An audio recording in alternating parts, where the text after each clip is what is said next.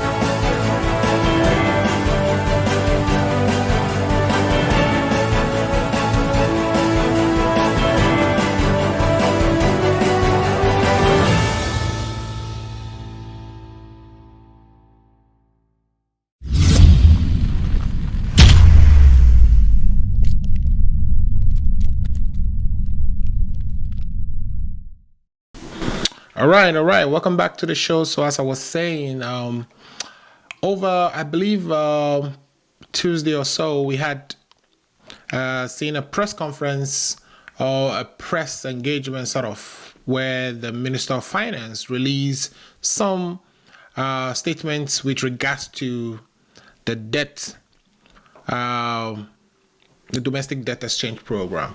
I'm going to play that video and then we can analyze some of the things he said in the video while we're waiting for everybody else to join. I see Lifetime Legacy already in the studio.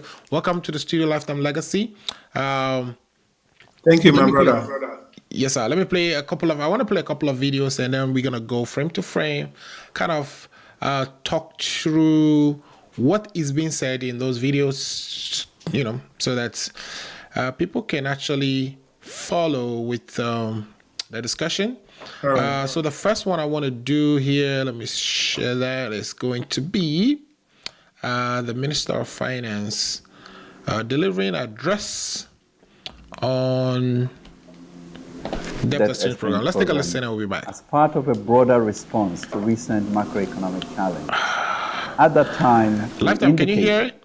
That the debt exchange program had been informed by the debt sustainability analysis, which revealed that Ghana's public debt had become unsustainable and that debt servicing accounted for more than half of total government revenues and almost 70% of tax revenue, while total public debt stock, including that of state-owned enterprises and statutory funds, exceeded 100% of our GDP. Oh, Lifetime Legacy, can you hear that? Okay, sorry, I don't think it's coming. To help restore our capacity to service our debt, but and I meet don't other know why. Okay, I think I'm still showing on there. All these. All right, let me start the whole thing because I think I had my Indeed, they are even more pressing today. Pictures and out there while it's playing. So I'm going to start it from where I'm going to start it from the beginning. Free Tax USA. Free, let's break that down. Free federal returns for everyone. Okay. And that means any deduction, any credit. All right. So let's listen to the Minister of Finance. Simply have lost trust in the government. Okay, so while we wait for that video to start, Lifetime, how was your week? We need to now take you to the finance. At that time, we how's everything going? That the debt is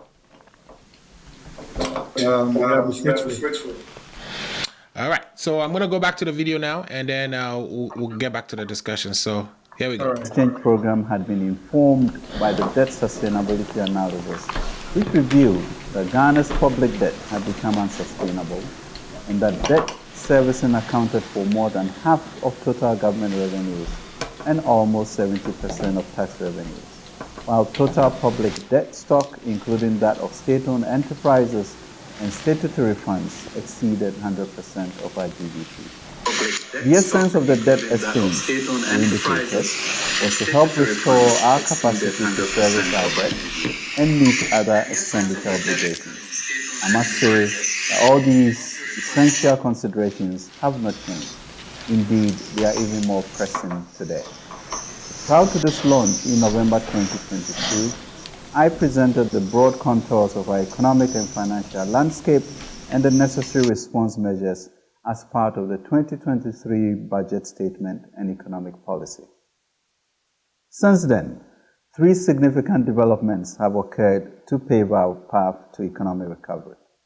First, Parliament, after sustained engagements, judiciously passed the 2023 budget, paving the way for the implementation of key revenue enhancements and expenditure consolidating measures. Two, government over the past several months aggressively pursued revenue enhancement and expenditure rationalization measures towards facilitating macroeconomic stability. Three, the Ministry of Finance worked assiduously with all stakeholders to reach a staff-level agreement on the IMF program in record time. The Ministry of Finance and Bank of Ghana worked assiduously with all stakeholders to reach a staff-level agreement on the IMF program in record time. The IMF program is broadly aimed at assisting government to restore macroeconomic stability with a strong focus on protecting the most vulnerable in our society. Ladies and gentlemen, undergirding the budget and the SLA was the domestic debt exchange program. Our strategy has been to work diligently and with urgency to restore macroeconomic stability, including bringing down inflation and stabilizing the cedi. These are necessary measures to protect businesses and restore the purchasing power of Ghanaians within the shortest possible time. It was our expectation that collectively we would have concluded the domestic debt exchange program by end January to anchor our effort to alleviate the debt burden in the most transparent, efficient, and sustainable manner. However, we admit that there were legitimate and critical concerns which needed deeper and broader consultations. The requisite effort to address them have resulted in improved terms and changes in the closing date, with a final deadline of tomorrow. Tomorrow, Tuesday, 7 February 2023, is the final deadline for institutions and individuals to sign up to Ghana's domestic debt exchange program. As a listening government, we have engaged all stakeholders on a daily basis, sometimes even deep into the night. The governor and I and our teams are all thankful to the Ghana Association of Banks, the Ghana Insurance Association, the Ghana Securities Industry Association, the Individual Bondholders Forum, the Pensioners Bondholders Forum for their interests, insights, and goodwill. Today, I'm here to provide an update of where we are and to, once again, encourage the full support of all individuals and institutional bondholders. Distinguished ladies and gentlemen, in December 2022, we invited all holders of Ghana's bonds to volunteer to exchange their holdings for new bonds whose terms are compatible with our desired downward debt trajectory. This invitation was within the context that for Ghana to reach the required debt sustainability threshold of debt to GDP of 55%, it was important to review the interest rates and maturities of the existing bonds. Having listened to and acknowledged emerging concerns, we have recalibrated the framework of the DDEP with the following constituting the terms of the improved and enhanced offer. 1.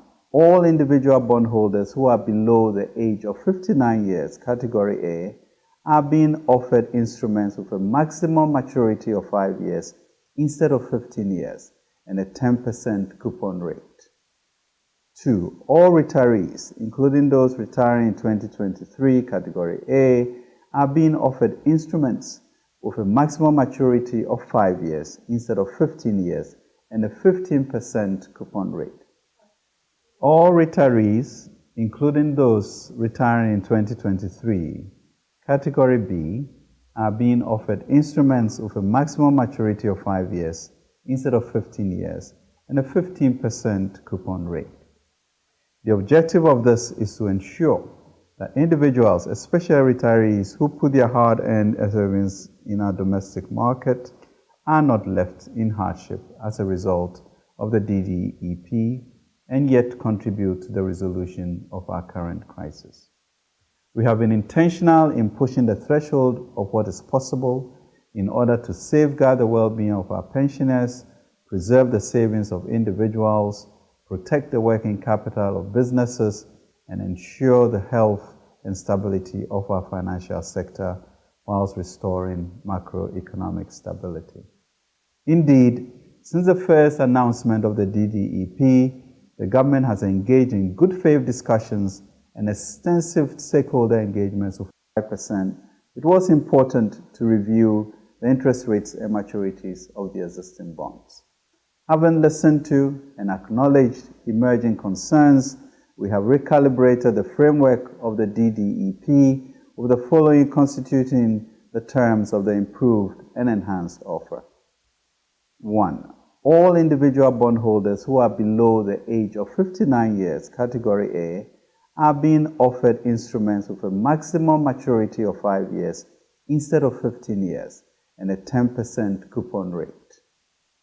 2. All retirees, including those retiring in 2023, Category A, are being offered instruments with a maximum maturity of 5 years instead of 15 years and a 15% coupon rate.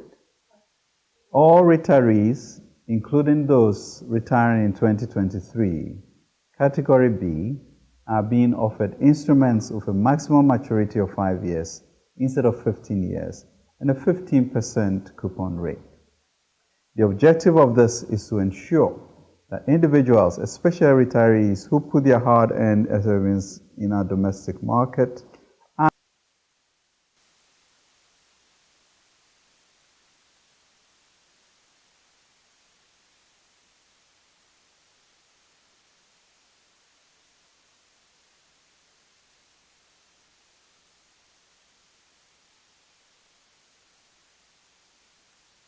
Alfred, your microphone is not on. All right, so can you hear me now? Yes, I can hear you now. Right. So yeah, the minister is talking about improve. The minister is talking about improved terms. He's here to encourage people to sign up for those terms.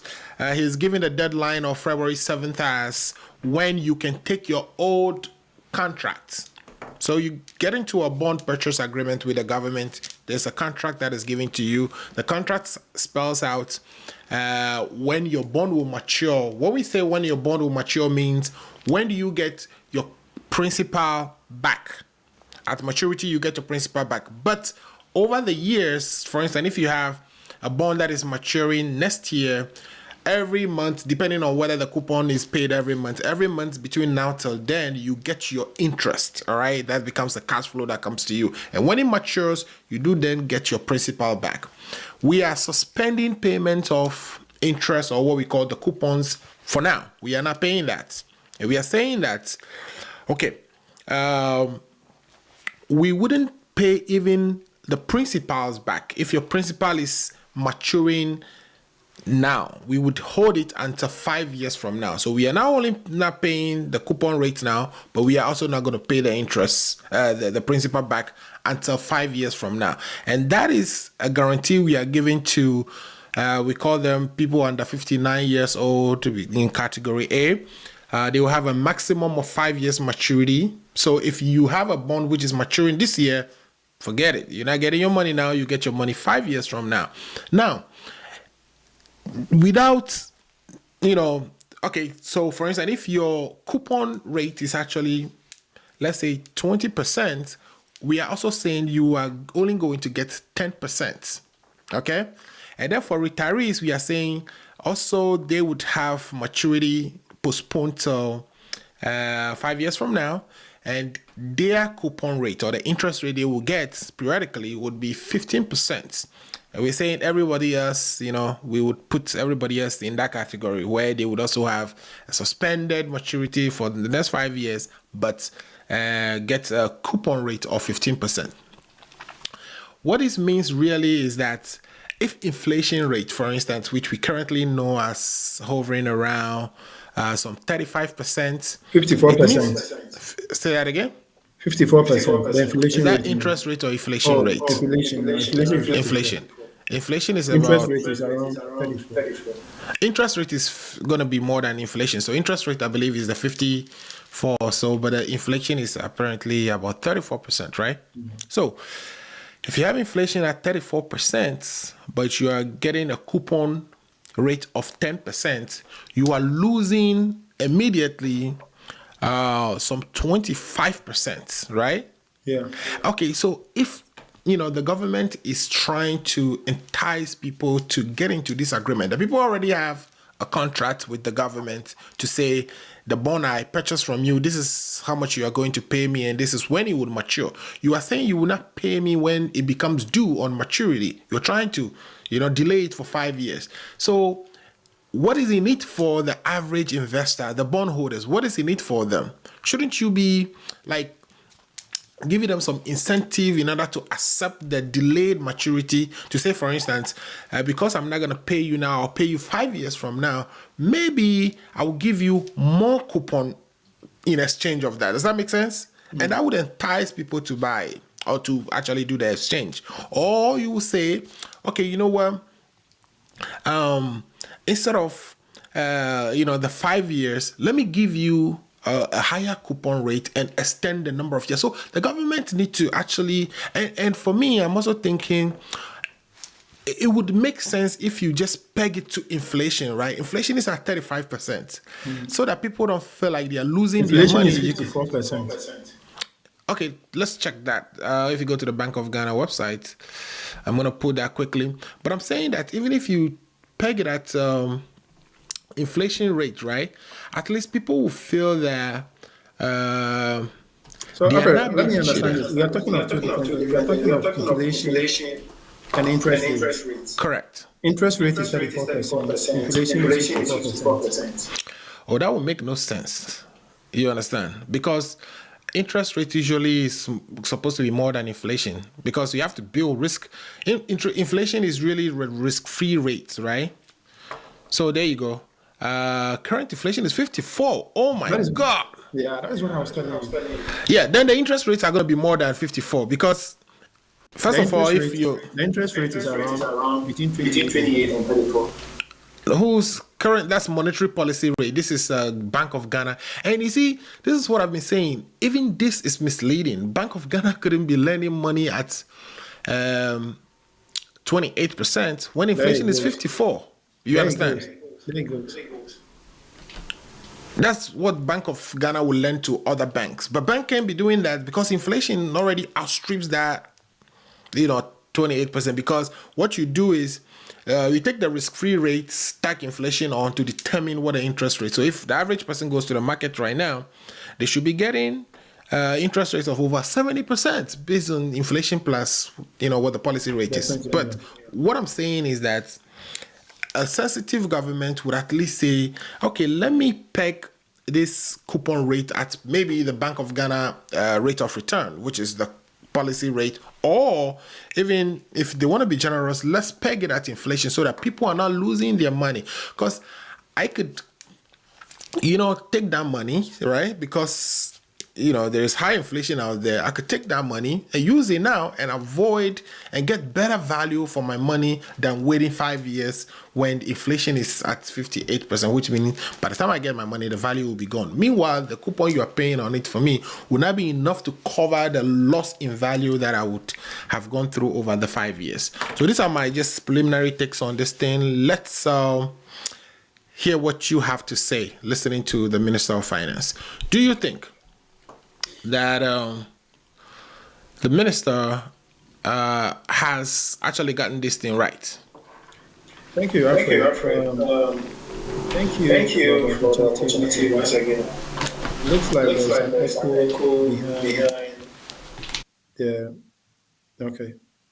So thank you for the opportunity to be on the platform once again, and I would like also to thank our viewers and listeners across the globe.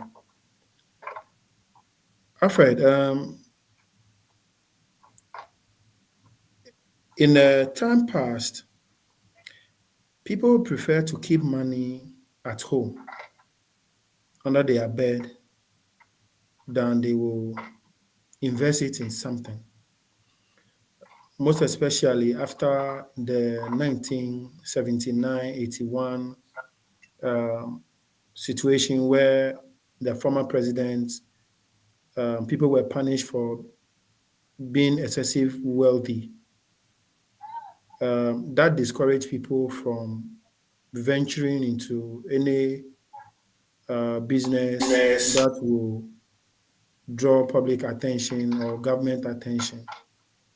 So people decided to keep their money home rather than investing it. That's the decision they took. It took a strong effort to get people convinced back that they can invest their money, they can keep their money at the bank without anybody coming after them. So people decided to this time go a step further by going to treasure bill, going into bonds, and not to keep money at home anymore. One of the wicked thing one a government could do to its citizenry is to find it convenient to go after people who have decided that they will not live a reckless life They'll be prudent because they want to think about the future. That'll be a reckless thing one can do. Alfred, listen to Ken Oforiatta's statement that you just played. The man is full of contradiction. Why do I say this? At one breath, you are doing this to make sure we have a strong economy and also to protect the vulnerable. That was his own assertion. In another breath, you are going after the savings of the same vulnerable you claim you want to protect. Exactly. So is it a contradiction over here? Yep. That is the incompetence of the highest level we've all been talking about since these people assume office. They only have the edge of speaking big, but when you subject whatever they say into thinking, you notice that it lacks common sense, it lacks competence. Because the most vulnerable within our society, in the Ghanaian society, number one is the aged, number two, the children, and then number three are women. Now you are going after the most vulnerable, who are the aged, and they are the same people you think or you claim you are protecting. So this is a dishonest person that, for me, shouldn't continue to be in office. The former Chief Justice joined the I was gonna play that video next, so I don't know if you wanna hold on till we listen to that as well. Okay. And then we can delve into that as well. So, uno minita, let's look into that. So, like you were saying, the former Chief Justice also got involved, and there's a recording of her complaining about the policies. I have, my own position on some of the things she said. I agree with her about 90% of the time, until when she refused to place the blame where the blame actually belongs. So let me get that video so we can all listen to, and then come back and further the discussion. So if you don't mind, in fact, if you're watching us, give us a thumbs up or put your comments in the comments box. Like the videos so that whenever we come, you are notified so you can join us. Now let's go listen to our dear former Chief Justice Sophia, and then come back and talk about her comments. We'll be right back.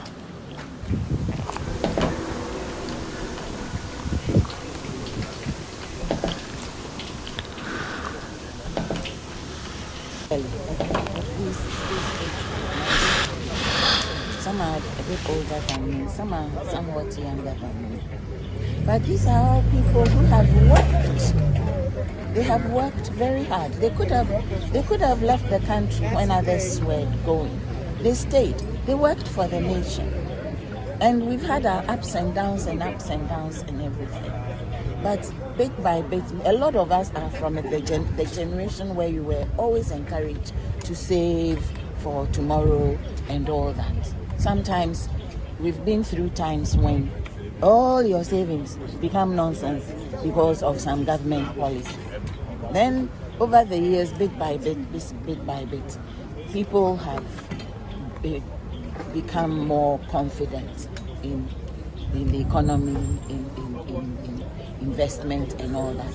And quite a number of people here today, when they retired last year, last 2 years, they've put everything into government bonds. And now all of a sudden, it's a contract, isn't it? Mm-hmm. And you virtually want to, at gunpoint, force them to agree with you that the repayment or the yield of their investment should be as you dictated. Now all of a sudden, it's a contract, isn't it? Mm-hmm. And you virtually want to, at gunpoint, force them to agree with you that the repayment or the yield of their investment should be as you dictated. As you dictated. Why? And at the same time, why are we in the mess we are in? Nobody has fully explained to us. Yes, debt. Okay, fine. We took debt. What was it used for? Where's the accountability? Exactly what was it used for? You're not telling us about how you're going to be able to make things better, but just that help me and I help you. No, you help yourself first. Let me see you doing something serious, because we've seen these sort of things too many times. I'm over 70 now, and I'm no longer a government employee. My mouth has been ungagged, and I'm talking and I'm saying what I feel. And it's important that the elderly in this nation should be respected. One, I find this wicked, I find it disrespectful, I find it unlawful, I find it totally wrong, period. Because you don't gag, and I'm talking and I'm saying what I feel. And it's important that the elderly in this nation should be respected. One, I find this wicked, I find it disrespectful, I find it unlawful, I find it totally wrong, period. Because you don't solve your problems by sacrificing your aged. That's the last thing you should do, especially when you don't have any services that are specially geared at the comfort and the relief of the aged. The national insurance system has virtually collapsed. The elderly are buying their medications at normal commercial prices. And I know a lot of people who have told me that they have timed the way they did their investments so that at least every month there's something for them to be able to cover their medical bills with. Now people are asking pharmacists, oh, can I, is it safe for me, instead of 2, can I take 1 a day? Or if instead of 1, can I take half a day? How long can I continue like that before having a bad effect on me? Should it come to that, after years of faithful pharmacists, oh, can I, is it safe for me, instead of 2, can I take 1 a day? Or if instead of 1, can I take half a day? How long can I continue like that before having a bad effect on me? Should it come to that, after years of faithful service to the nation? So the Minister of Finance had better go back to the drawing board and come back with a better proposal, because otherwise nobody is going to. I'm encouraging people not to agree to sign up to anything. Yes, and if need be, you can all go to court. That's all. The contract, and it has to be respected. And if you want to renegotiate it, come to the table, one, with humility, and come with a yesable proposition, not take it or leave it. Yes, it's all of us, it's our duty to shore up our economy. But we voted government into power to take care of our economy. So we should see where the due diligence is before you tell an aged person to lend you money. Please, we should come again. This doesn't start, it's a non-starter. So that's goes beyond the finance minister and leave it to the president. Well, speak to the president. I'm not speaking to the president. He has appointed somebody to take care of our money.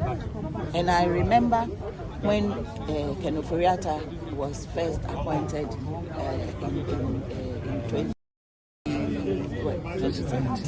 I remember a statement he made that he sees his responsibility as Minister of Finance to protect the public purse. If you've not protected the public purse, why should it be us who should do that? Yes, we are singing there.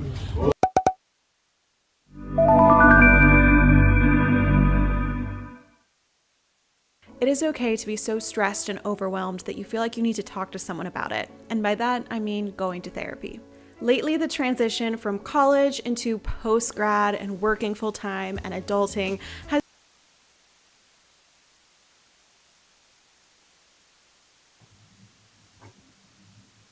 Your sound. We got some other foreign intrusion in there, but again, I mean, she said it way better than I can ever think of, right? A couple of things she said here. First of all, she said this is a contract that the government has gone into with the holders of these bonds, and when you enter a contract or when you have privity of contract, you have to be respectful of your other party. If the contract is so one-sided that one party can easily just pull out of it, then it's unconscionable. Okay, so she's saying that this is wicked, this is disrespectful, And this is is rude. unlawful, and it's totally wrong. And this is rude. Yes, that if in fact he said she said she's encouraging people not to sign it. So this sounds to me like, I mean, after listening to the Ministry of Finance speak, this sounds to me like a direct rebuttal to what the Minister of Finance said, because the Minister of Finance is encouraging people to buy into this new exchange. But here we have the former Chief Justice saying, no, this is a contract you've gotten into with the government, and the government has no business just unilaterally changing that contract without consulting you, without negotiating with you. She's saying the government should come back to the table with an agreeable proposal. What they currently have is not agreeable. And some of the things we were talking about earlier was, why don't you peg it to inflation so that people will have at least not lose the value of their investment. You are reducing the value of their investment significantly, and you are delaying when you pay it back to them. By the time you pay it back to them, that same money will not buy the same thing that you would have bought today.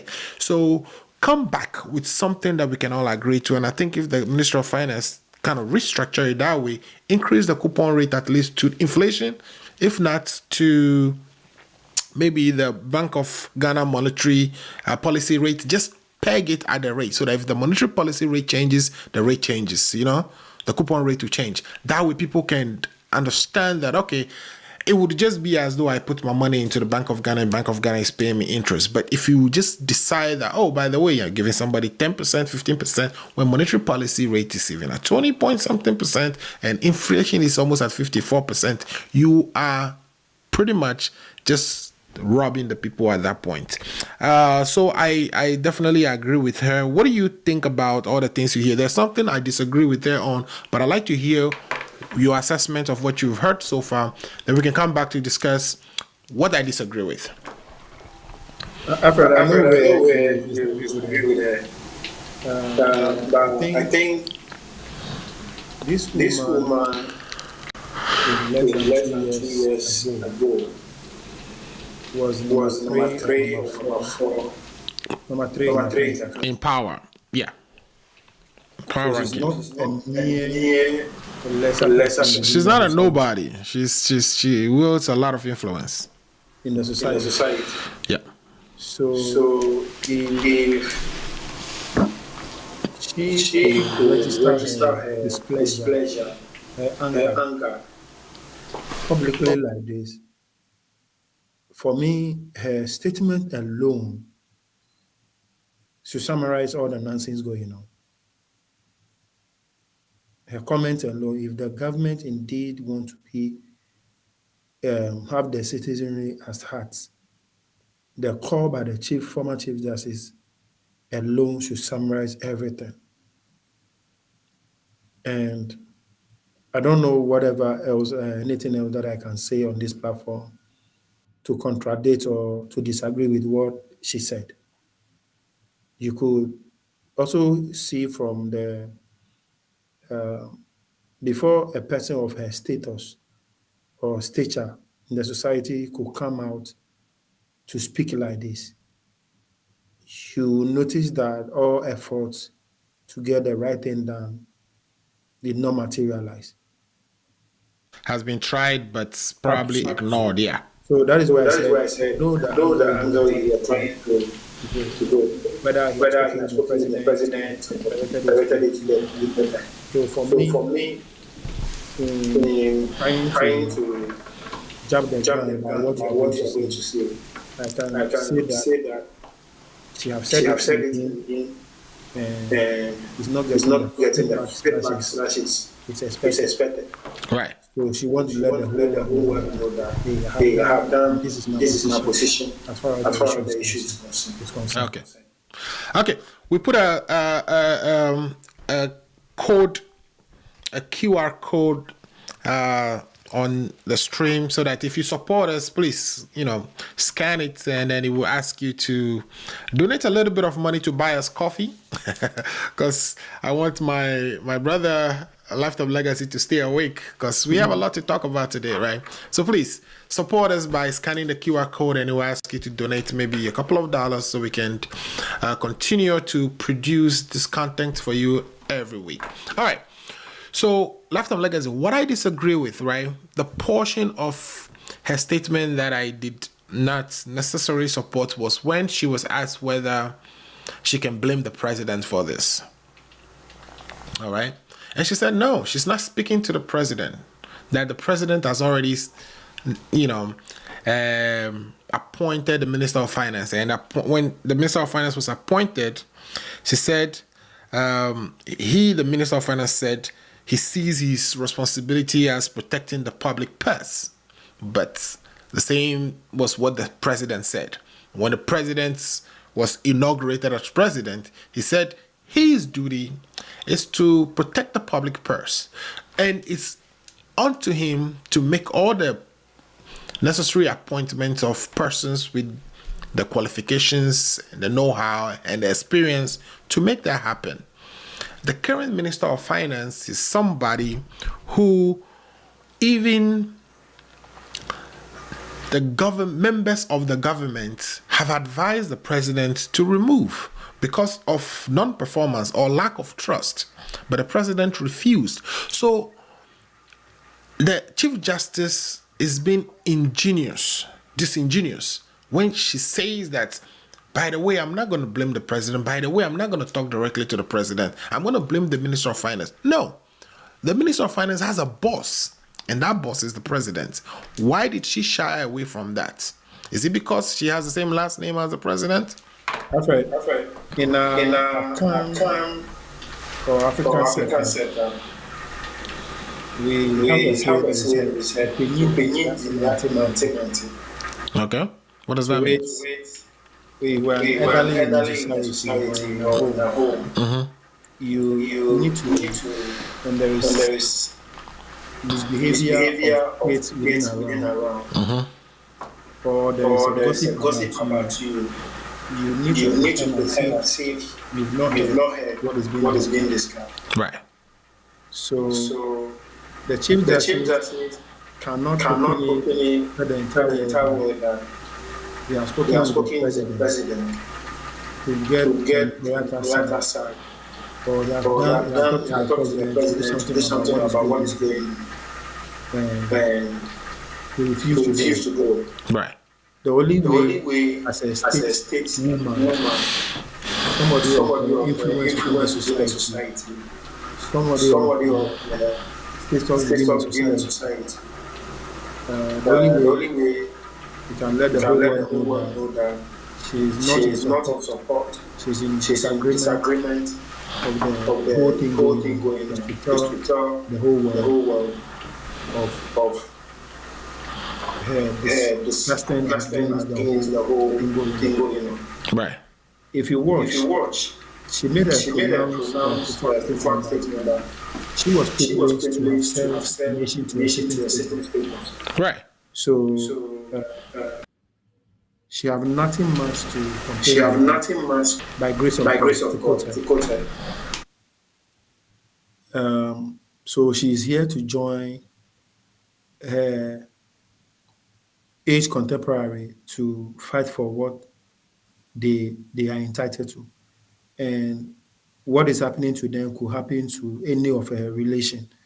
So, like I said earlier on, I'm not too sure she can come out, somebody of her influence in the society can come out like this to talk if the background thing, the in-house thing is not done. So I strongly believe she did what is supposed to do. And like we all know, like you yourself have mentioned, the president is not listening to anybody.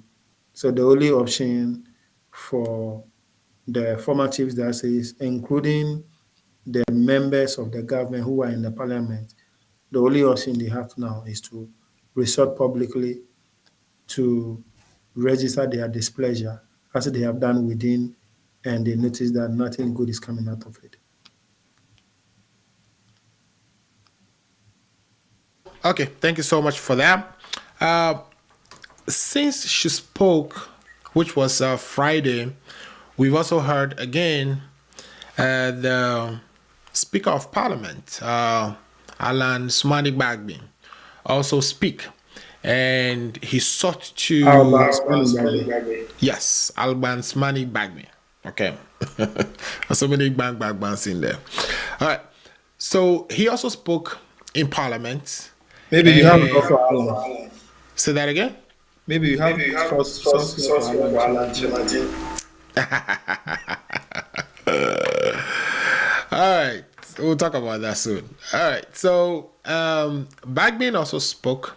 And what Bagby was asking for is that the Minister of Finance report to Parliament. So he's pretty much summoning him to Parliament. He's giving him a deadline of Tuesday to come and present to Parliament what this domestic exchange plan is all about and the likely impact that is going to have on the retirees. Let's take a quick listen at what he has to say and talk about that on the other side. My understanding is that both sides agree that the minister be scheduled to come and brief the House, policy statements, and some details about the debt arrangements. Parliament is ever prepared to assist government to get out of this quagmire. And so what I can say now is that, like the church says, Roma locuta, causa finita est. Parliament has spoken, and that is the end of the case.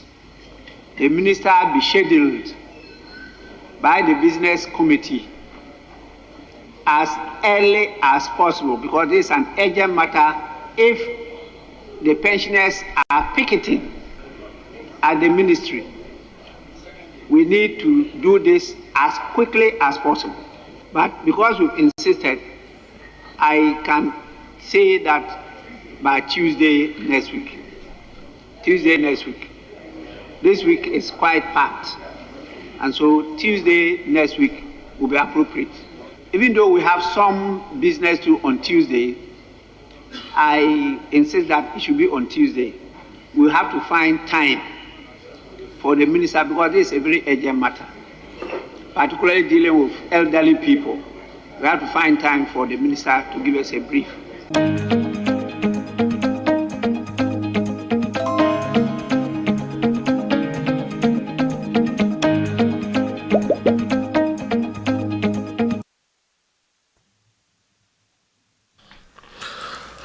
All right, you heard him. We need the Minister of Finance in Parliament by Tuesday because of the urgency of this matter. A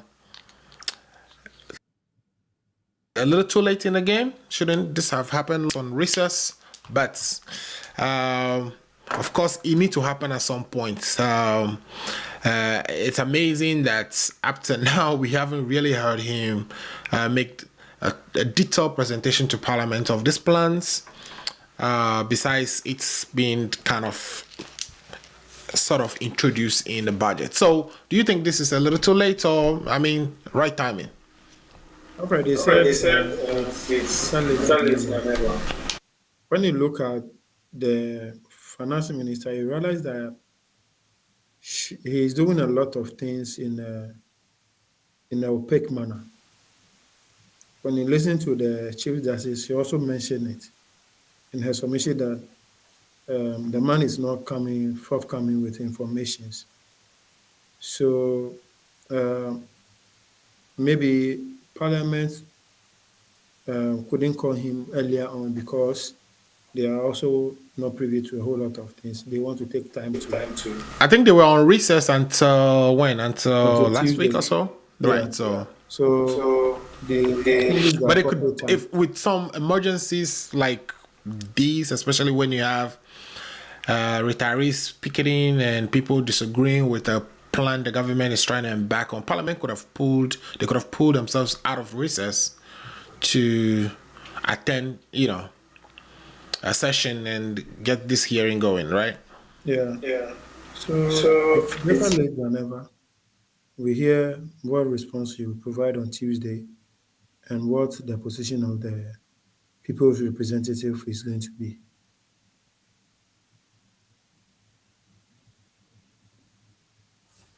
Your line is off.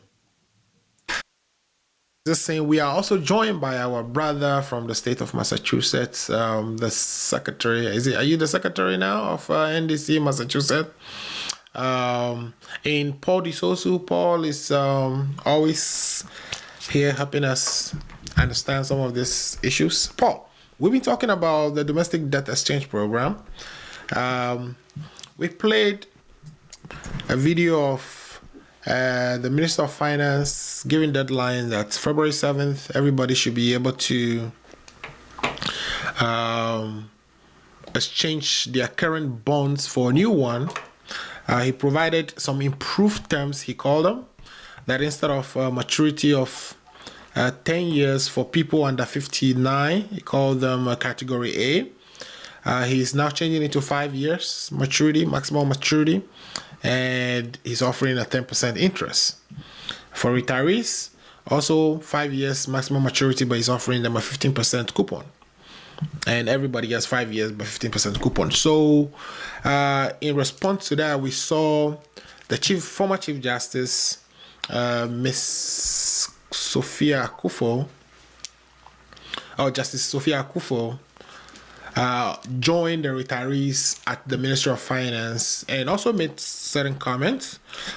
She made it clear that the bonds are contracts that has been undertaken between the government and the bondholders, that the government couldn't just unilaterally vary the terms of this contract without consultation with the holders of the bond.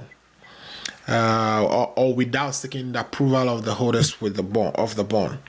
She found it wicked what the government is doing. She found it disrespectful, unlawful, and totally wrong. But she will not blame the minister of the president. Rather, her blame goes squarely on the Minister of Finance, who she thinks said when he was appointed that he sees his responsibility as protecting the public purse. And I think the president told us that he sees his responsibility as protecting the public purse. So that's where I disagree with it on that little bit. Now, we've also just played a video of the Speaker of Parliament inviting the Minister of Finance to come and address the House on this urgent matter of the debt exchange program. So that's a summary of what we've done so far. I'll be going forth and back with your junior comrade, Lifetime Legacy. So let me hear your take on these issues. Do you agree with Sophia?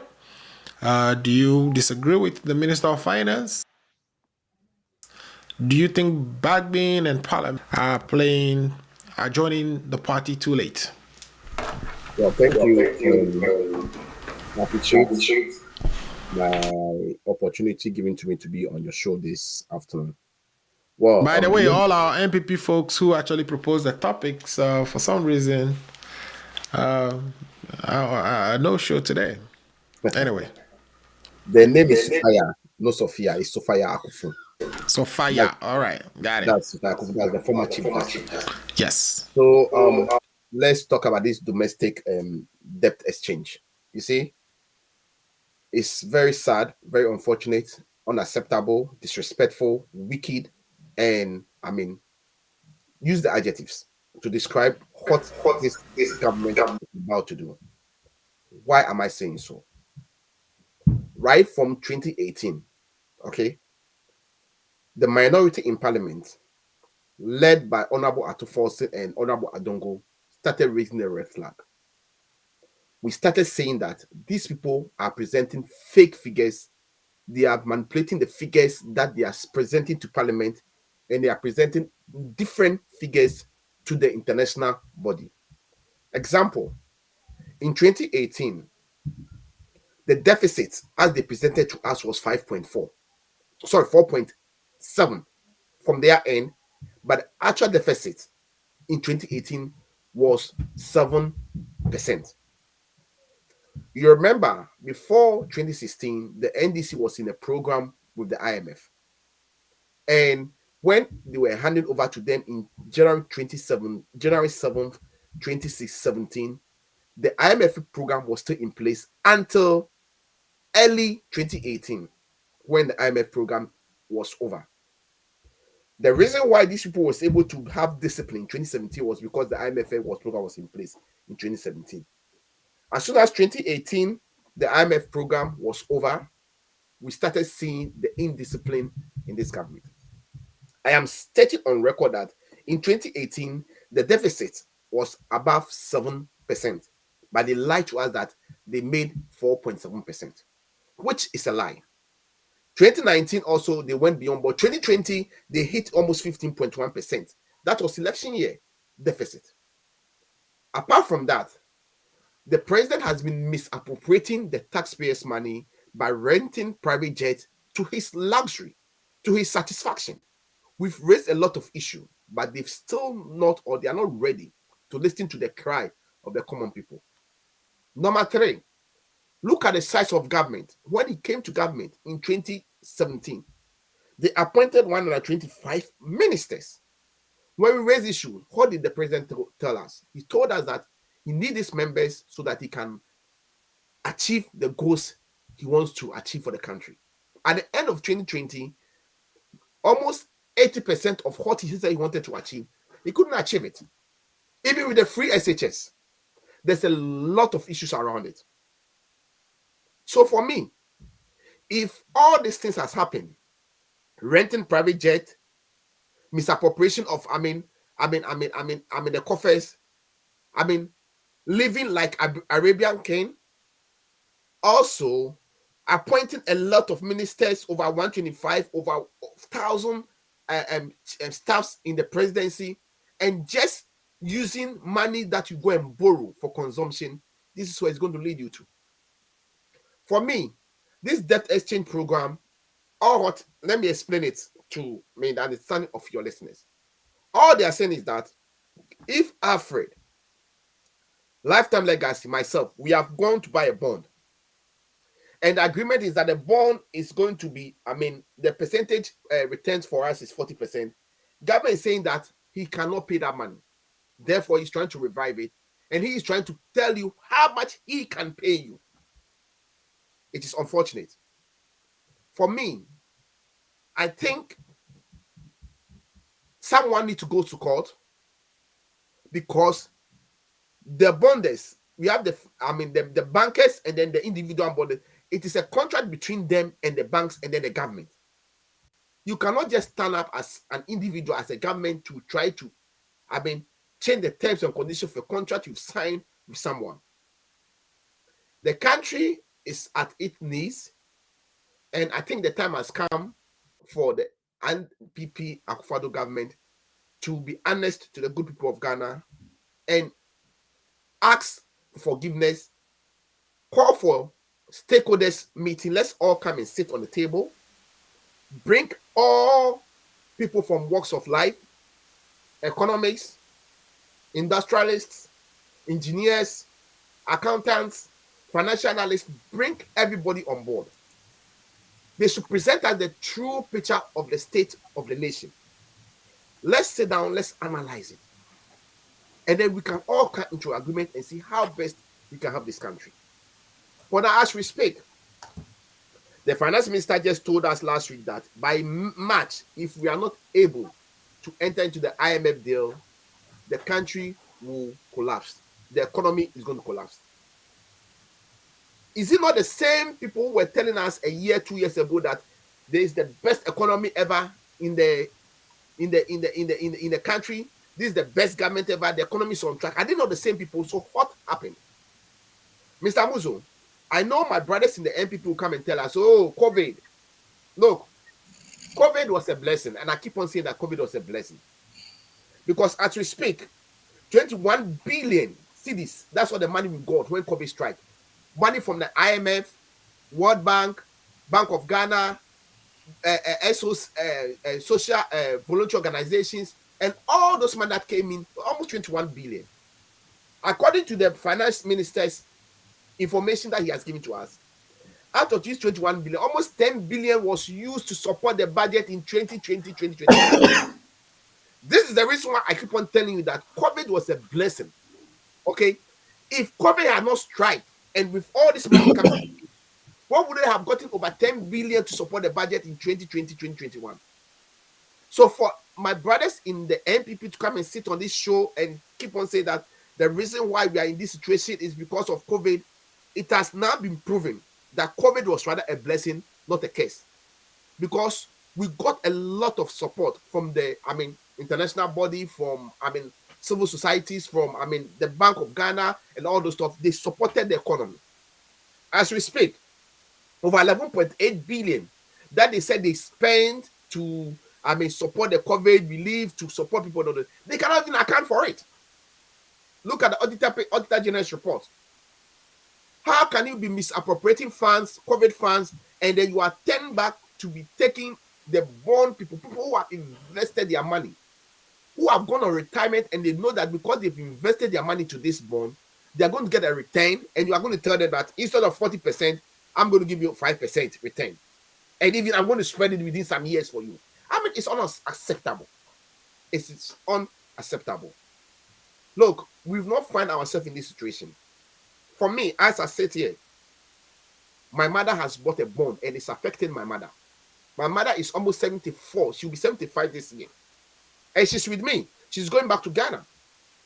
Because I was expecting her when she gets back to Ghana, she's going to depend on that man. Now I have to be sending her money here because I don't think she can even get a man because for now we don't even know what is going to happen to them. And I think they gave a couple of the schedule, right? The 5 years maturity. My brother. But yeah, this is you believe in. Well, that's the thing, right? So I was you that's a good point you just made there, because I said to myself, here you are, the bonds that you have with people, the contract you have with people, you can honor it. And you are arbitrarily changing it on your own terms, without right. You're not even and trying to you're now promising them something else. What makes it believable that when the 5 years come, you would even pay the maturity? You pay them their principals. So it's not something that should be taken lightly. Exactly. We've been on this show several times that we've told you that, look, these people continue to lie to the good people of Ghana. My brother Efa and Dr. Ato and what's the name? All those NPP communicators who come on the show, no, it's not true, blah, blah, blah. Now, where are they? They cannot even come and defend their own government. You see, they keep on lying to us, okay? For me, if Kenoforiata tells you to look up, I'll look down. But I am using this platform to appeal to him. You should listen to the cry of the pensioners. I was listening to one of the story, an 81-year-old doctor, a medical doctor, who is on dialysis. Where is he going to get the money to pay for his dialysis? Where is he going to get the money to buy his drugs? And you are using this opportunity and it's like he is not ready to compromise, to sit with the people, and then just because according to expert and financial analysts, if they exempt these pensioners, it will never have any impact on the figures, onto figures that they are trying to look at. It will never have any, it's have significant impact. So why won't you at least exempt the pensioners and then deal with the the young people? Fine, the country is in crisis. We all need to help. We all need to bring our hands on board to salvage our country. So for me, if you've created a mess, you need to clean it. And for heaven's sake, Mr. Muzu, just this auditor report, you can see in the auditor report, they continue to misappropriate taxpayers' money. Example, they use 15 million Ghana cedi to buy ties and battery in the presidency. On heaven, on earth, which sort of ties and batteries did they buy that cost us 15 million Ghana cedi? And that is 1.5 billion old currency. And you are using all this money. The cathedral that they are talking about, we spent over 350 million Ghana cedi on the cathedral. Right. And also, if you listen carefully to some of the audios coming from, Sophia Kufo, she made it clear that before you even come to the retirees, your aged people are not, first of all, your aged people are not the people you mess with. Again, we have not provided any social safety net, or social networks for them to be able to survive post-retirement. People retire and become broke immediately, and we force people to actually retire at 60. Sometimes human beings really are at their prime, or are just, are getting... At 60, you are still very much, yeah, very much healthy and able to work. So you haven't really thought through, because as we speak, there are people who are going to hit 60 this year and are going on retirement, right? You haven't thought through, do you keep them there a little bit? You haven't thought through whether or not, things that you are currently supporting, like free SHS, should continue as you are going through these difficulties. But you turn to your retirees and say, oh, by the way, all the monies that you kept with us, we are not going to pay to you. It's just wicked. And that's one thing she said that I am actually happy that she's able to echo that. So, Paul, try to wrap up on this for me, and let's take Boku and Tramante on before we... As I'm saying, it's so sad. Our country is now. Right. We said this thing right. We want that people are scammers. They are 419 people. They will come and mess up the economy, and most of our people did not, supported us. They did not understand where we are coming from. Now, it has come to show. And you remember on the 8th of November 2016, around 6:30 p.m., in the house of His Excellency John Dramani Mahama, where he called to concede defeat in the eyes of the public, he stated something: posterity will judge us all. And it has been too short. I was thinking this is going to take us some years, but posterity started judging us right now from 2018, and it will continue to judge us until the good people of Ghana understand that this government, NPP government, led by Nana Addo Bawumia, are full of scammers. They are 419 guys who have taken affairs of the nation, who are looting the nation's coffers. They don't care about the welfare of the common Ghanaian. All they think about is their welfare and how they can enrich the people around them. That is why the president will be renting a jet for $20,000 an hour, flying all over. And when we raise it, he doesn't care.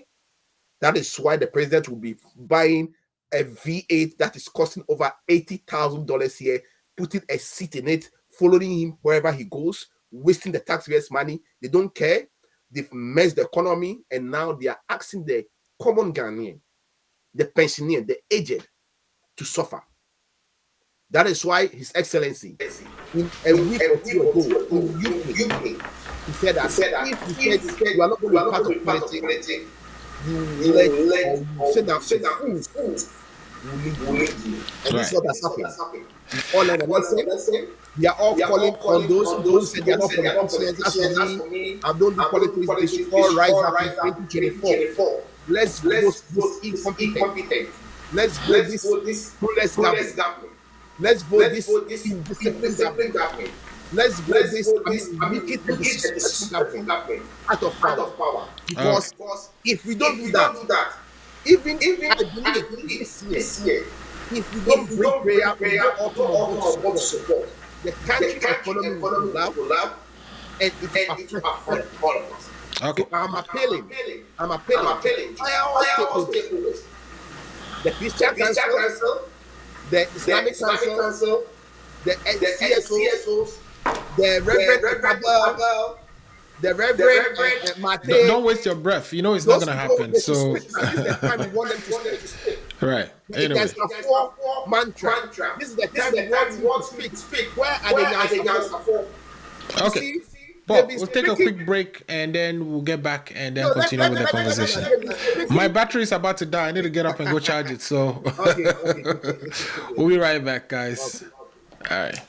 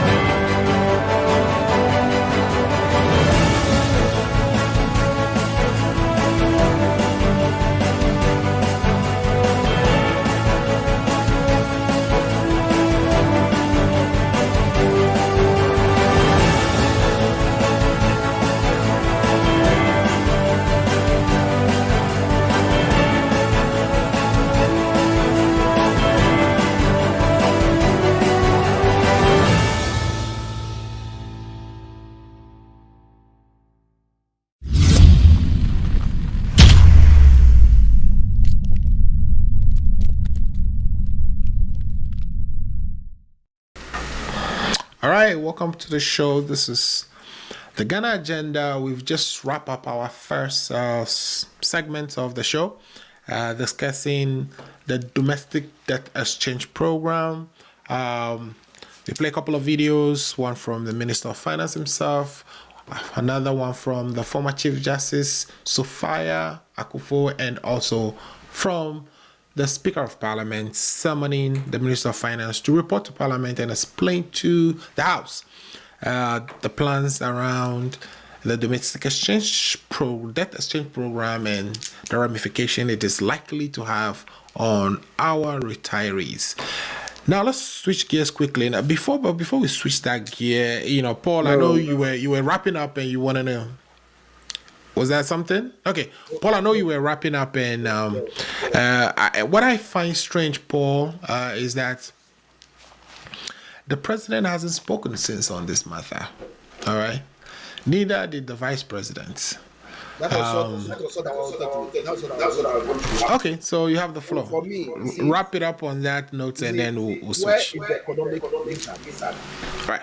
You remember on one of before the Ayawaso by-election, the president was on the stage who stated to the whole world that God has given the whole world intelligence to Baumia. So where is that Nyansa? Why are we not seeing that Nyansa on play as we need it now? When they were in opposition, Dr. Baumia was moving from university to university, giving sermons, lectures on the economy. Why can't he perform the magic he was prophesying when he was in opposition? You see, talk is cheap. You are in your opposition, you open your mouth and bisect your mouth to every angle. And once again, His Excellency John Dramani Mahama has been proven right that if you have not been a president before, you can open your mouth and say anything. The good news is that they've got into the seat, they sit in the hot seat. They've realized that all the theories, the book theories he was giving when he was in opposition, those theories doesn't work. Now he has become an IT expert, hiding behind IT. He stopped talking about the economy. But you know what? Posterity is judging him. Election is coming, and I hope he doesn't even show his face to contest, because we will play all the videos for him, because he has become how do you call it, daft and dumb. He cannot even talk. Wadani Mumu, he cannot even talk again. The same thing to the president. They don't care. The common person's interest is not their interest. They don't know what is going on. They are not facing the reality. I don't know whether they don't live in the country. We, those people who don't even live in the country, we are feeling the pain. So it's unfortunate that the two leaders, the vice president, the president, has not even spoken to the nation to let the nation understand that they feel the pain they are going through. They've not come out to speak about this bond, this domestic bond exchange. They don't care, because all Nanado is looking for is to become a president. That's their childhood dream, and he's achieved it. He doesn't care about what happened to the common Ghanaian. And this is a lesson for you, myself, and Ifa, and then Dr. Ato, and all those people will be defending them. This is a lesson for them to learn that you don't just defend because you are a party. It's your party. You have to defend things that you can stand tomorrow, 2 years, 3 years. If issue can, you'll be able to have a chest, hit your chest and say that, yes, whatever I defended is right. So for me, the harm has already been caused. We should all learn a lesson. We pray that 2024 will come. Let's go to the polls. Let's vote these incompetent people out of power. Thank you. You're on mute. Sorry about that. So our next issue here is that we've heard about the conflict ongoing in Baku. We've lost about 15 people as of yesterday. Okay. And this is between two traditional or tribes that reside in the area. This has been something we've all we've grown up, or something we lived up with for some time. I mean, growing up as kids, we always hear of these conflicts. Mostly it's around chieftaincy. And to the extent that in 2023 we are still having this conflict is kind of unimaginable to me. But I don't know, maybe I should ask you guys to share your memories or understanding of what the issues really is with regards to the people in that area. If there is any place in Ghana that I think we should all be concerned about from the standpoint of security or cohesion, I think that is the flashpoint. That is where conflict is likely to start from. And lo and behold, 2023, we are in the middle of another conflict, losing 15 people within a week. What is your understanding of the issues in that area, and how best can any political party or security aspect, or maybe, the elderly in our society assist to resolve this issue? Okay. Thank you so much for bringing this issue to the topic for us to discuss. I've been hearing the issue of Boko fights when I was very young. At a point in time in school, we try to make fun of people who come from Boko, that you even fight even a confirmed guinea fowl. And I mean, it's a serious issue, but we even make fun of it. I was listening to the member of parliament for that particular area, and he said that this conflict have existed for more than 100 years. And unfortunately, it looks like we, the politicians who are supposed to be doing enough to get these issues resolved, we rather capitalize on it to get our political advantage. If you want me to provide solution to deal with this issue entirely, solution number one, I would suggest that they should abolish these king and chieftaincy issues within the area. And if that place can be turned as a military base.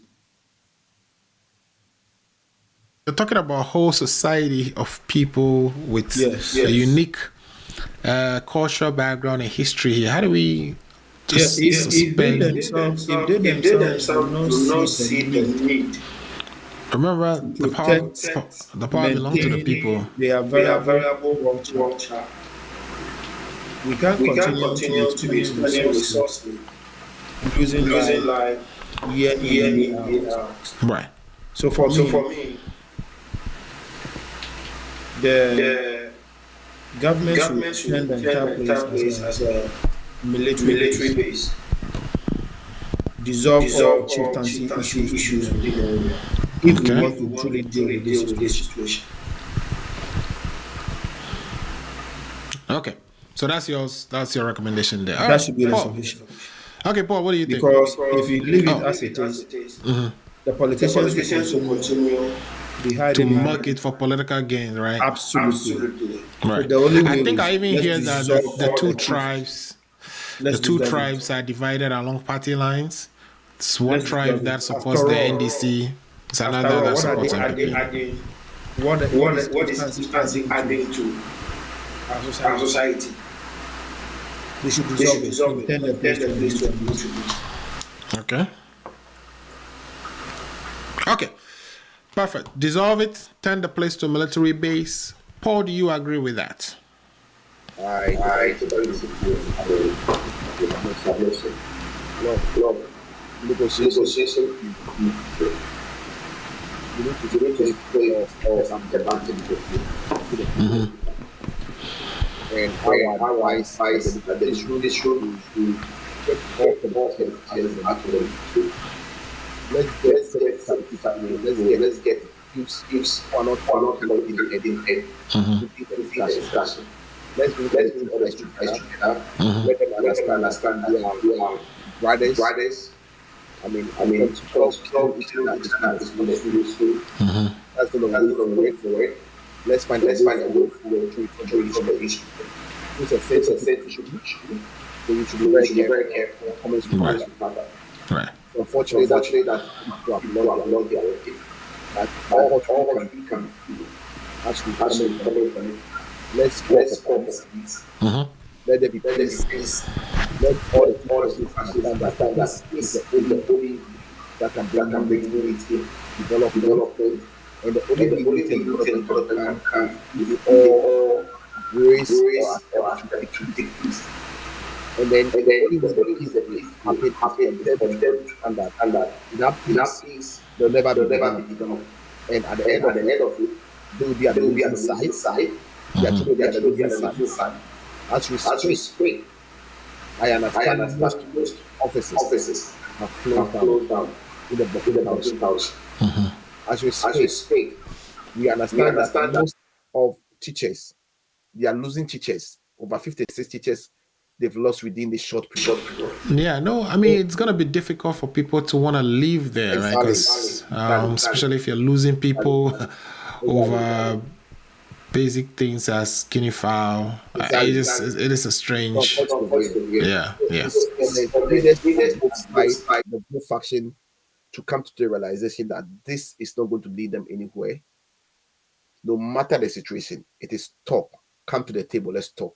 Let's bring peace and let all politicians stay out of it.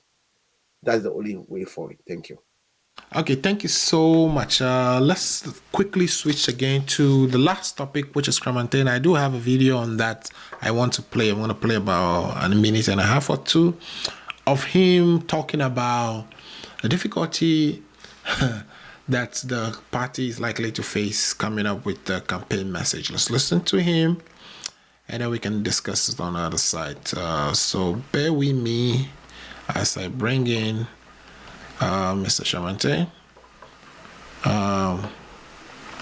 who I don't know the group he was speaking to, but maybe you know and you can help me discern that. So let's listen to him. Ama say MPP aba yebekọ akoto no 2024 message ye dibekọ no eya ye din amaye ana fesusu yesusu nim se ade ba ko a adi enya wo Ghana pa ni se aban bi ba efi kwa me ko abreso aban bi ba obehye bibi ase a foforo ba why ni nyina no na wo butu no no be she bibi foforo ase atoa so saa be pim ayere akufa do bae na chese abaye den no man wa ko nim say ye benya pa dia anya nke beka say for the first time ye mamu ntoa so die enye wo mu no ye be ye frim the moment the year woman tino, yan twas na yan chef say sa the year woman a ebo mine e threat tinwa na that be say yetimi wie na tintin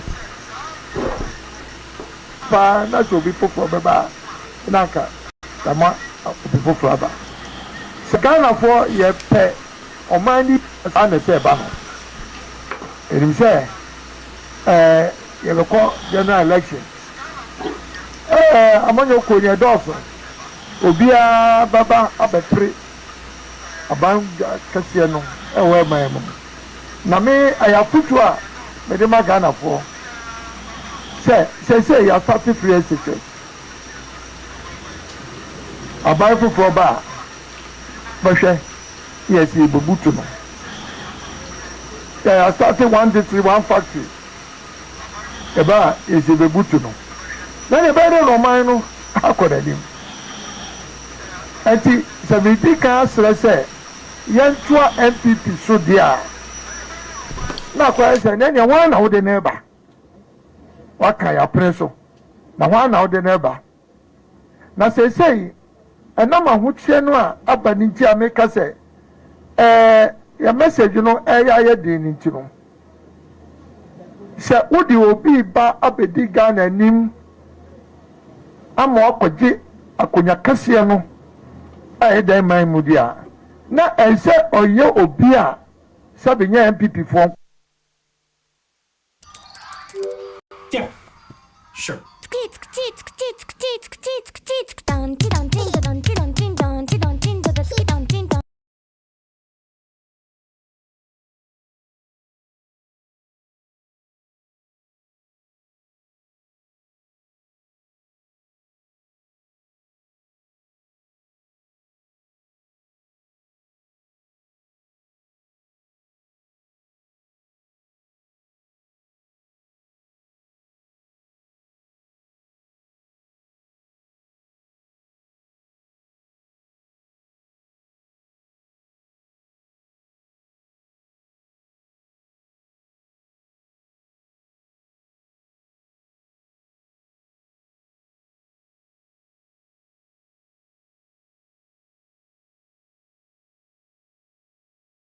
Yeah, guys, sorry about that.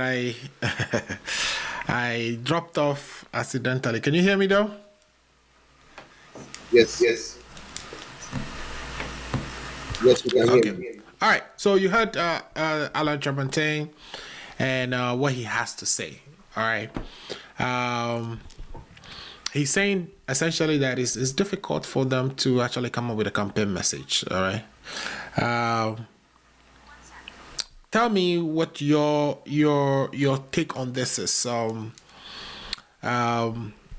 It looks like even internally the MPP has recognized the issues, right? So that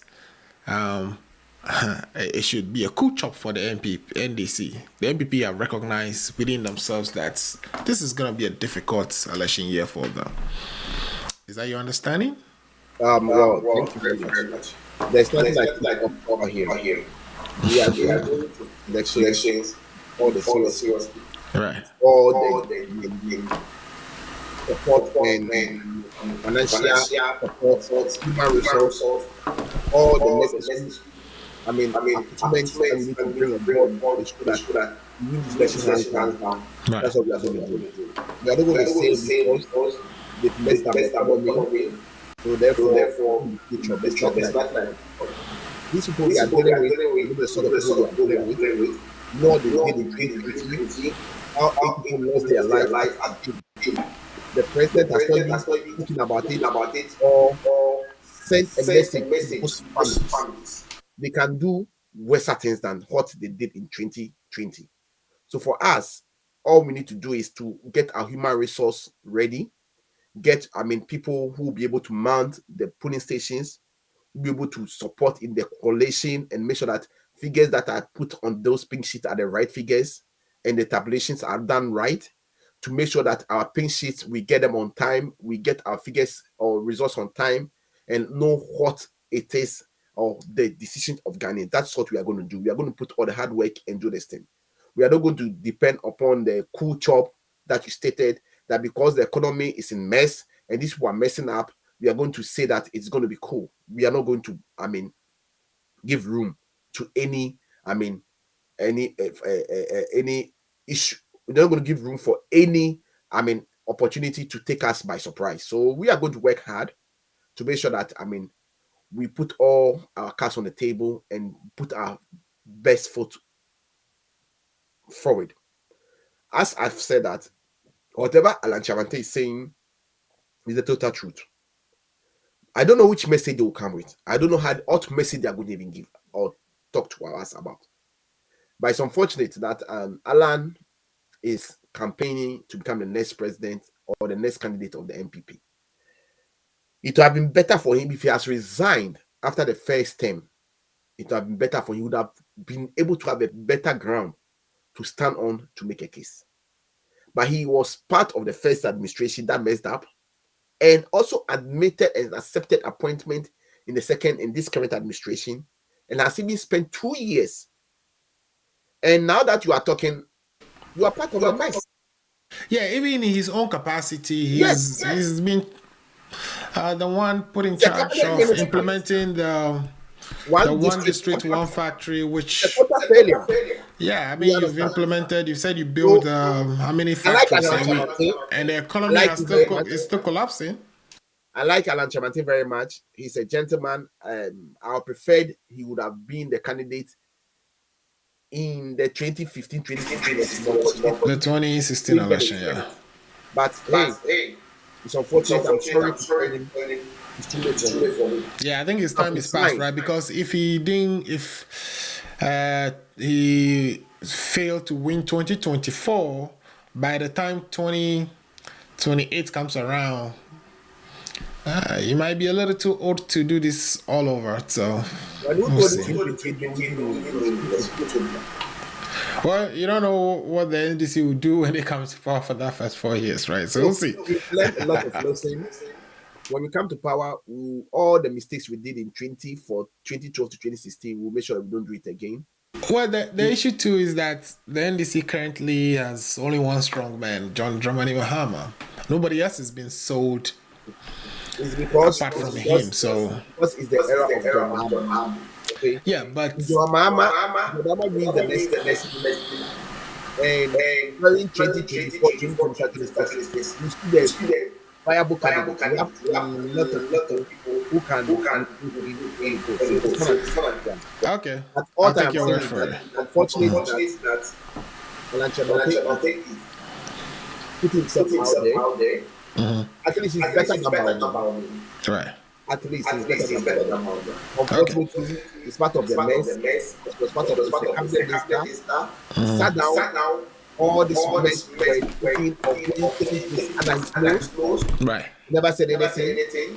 So you can't come out of the ship and be saying that the ship is sinking. He was part of the ship. He was part of the ship. Right. And all the road that was going on, he never really. Okay. So this is not the you made your point. So I'm sorry for him. He's a good person. I like him personally, but I'm sorry, he cannot make anything. Okay. Anybody that they will bring as a candidate cannot make anything. Because they do not have any message to stand on the campaign. We SHS that we think they have is also having a lot of. Look at the corruption surrounding the election to the senior secretary. Yeah. It's very unfortunate. Yeah. Okay, Paul, hold on tight. I'll come back to you for your last words. But Left legacy. People say Akufo-Addo has destroyed the MPP as a political party. Do you think what you just heard from Chamante is implicitly admitting that fact? Because he's saying, I mean, this is a government in power. To not have any message for the next election, that is a huge indictment on the current performances. Do you agree? Thank you, Alfred. You see, I think Alan Martin has said it all. Because let me look at it from even the debt exchange program. A lot of people who are committing at the financial ministry, if you interview them one after the other, there are some people among them who voted for Akufo-Addo. If they had known that this is how they will be treated after they assume office, I'm not sure they will throw in their message into the hands of them. So what alternative have said, it's a naked truth everybody knows. None of them, unfortunately, none of them, including himself, exonerated. So it is a truth as hard as it is. But then, as diplomatic as they want to be, it's not somebody who talks loosely. So for somebody on stature to make such a comment to tell you that the center is not good. Center is not good. Okay. So we welcome his comments. Continue to make more. We should continue to tell Ghanaians how they have failed the country, how wasteful they have been. But the question is, what new is he as an alternative bringing on board? What is it that he wanted to do that he couldn't do? I heard him talking about Malaysia and another country, Hong Kong, is giving them 25 billion a year. You were a minister for 8 plus 6, 14 years.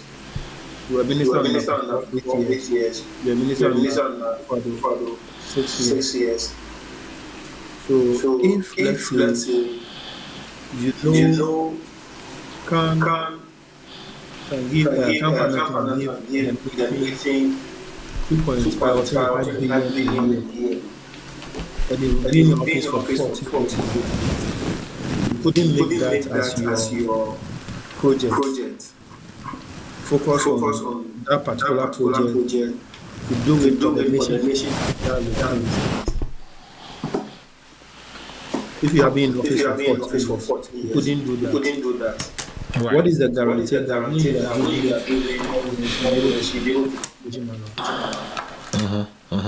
I don't know if I'm making sense. Yes, you are. I know it's early days yet. All of them will begin to be throwing out the mess within the government. They will be bringing it out one after the other. We as opposition who want to come to that, we are carefully taking notes of their statement They should continue to bring more out, and we use it for them. Okay, sounds good. Keep on bringing those messages, and the opposition will keep track and play them back to the people of Ghana during the coming elections. Okay, guys, this has been great. I don't know why we didn't attract the interest of our brothers from the NPP camp today, but I'm grateful for your attendance and all your contributions. Let me take your last words, Paul, this also, so we can bring it up to an end. That was good. Ghana is on the screen, so let's all right. That was short and succinct. Lifetime Legacy. Anything lingering that you haven't said that you'd like to leave us with? Oh, all that I would like to say is that the president and his cousin, like somebody said on one of the network this week, are repeating a history. The person make a history reference to 1970, where Akufo-Addo's father was a ceremonial president, and the finance minister's father was the finance minister. They also caused a mess at that time. We expect Akufo-Addo to leave a good legacy different from what the father came to do. So they have 2 years to rewrite the wrong they have committed. They should know that posterity, if they did it right, posterity will judge them. If they do it wrong, posterity will judge them. But by and large, from where things are going, we as opposition, we have a responsibility to take over from them. So we don't wish them doom, we wish them well, because we don't want to suffer so much when we come into power. So sometimes when they hear us speaking, they should hear us not because we are opposition, but it's because we have been in government for long and have a lot of experience. That's why we try to provide some of solutions to them. They should not just take it all the time that because we want to come into government, they will close their ears to some of the wise counsel that we are giving them.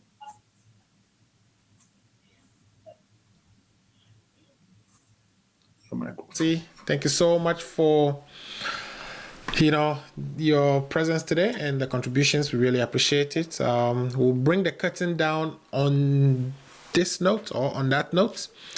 Today's been great. We had talked about these 3 very important issues.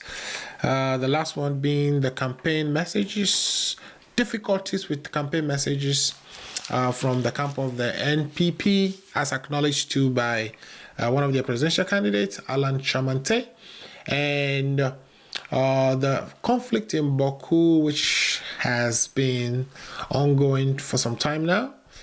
We lost 15 people just this week alone. And also the impacts that the domestic death exchange program is likely to have on the aged and all people who have had this bond contracts with the current government. On that note, my name is Alfred Amuzu. If it is Saturday, you know what time it is. It's Ghana Agenda. We'll be here discussing all the issues happening in our country. We'll take a bow for now, and we'll be back next week, Saturday, to continue the conversation. Have a wonderful rest of the week.